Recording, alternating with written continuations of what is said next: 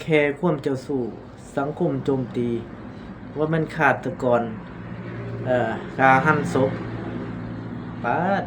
คือสิคักแท้ห่วยก็ที่ปานนั้นก็ให้เพิ่นออกกฎหมายมาโลดไผจะสู้นี่นอกใจภรรยาผัวเมียเนี่ยให้ผู้ชายนั่นก็ให้ตัดทำไปโลดนะอันผู้หญิงก็ให้เย็บติดไปโลดอย่าให้มีอวัยวะเพศนั่นลางเทื่อนั่นก็คนที่เว้าเขานั่นก็ลางเทื่อก็เจ้าของก็เจ้าสู้อยู่เด้นอกใจเป็นประจำแต่ก็ยังมีหน้าไปอันว่าเขาอยู่นะบ่เบิ่งเจ้าของนั่นนะอันคนบ่เจ้าสู้นั่นก็